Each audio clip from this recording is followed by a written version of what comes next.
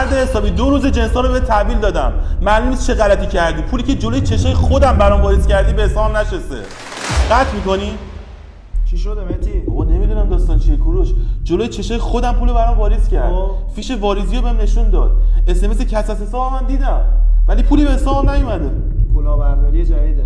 توی بابت میزنه مدیریت نقدینگی که پول برگشت بخوره به حسابش. یه لحظه گوشتو بده به خودت نشون بدم.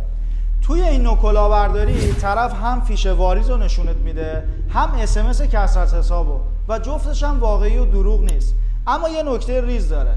توی قسمت بابت باید میزده خرید کالا یا مثلا پرداخت قرض و دیون، زده مدیریت نقدینگی. حالا چرا این اتفاق میفته؟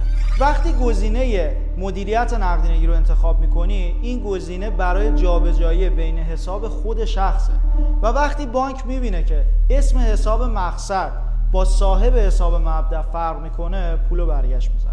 پس وقتی طرف مقابلت فیشو برات نمیفرسته یا میفرسته و داخلش زده مدیریت نقدینگی، تا زمانی که پول تو حسابت نیومده اون کاری که باید براش انجام نده. ارسال این پست برای عزیزانت هیچ هزینه‌ای برات نداره، اما اونا رو آگاه میکنه تا سرشون کلاه نره.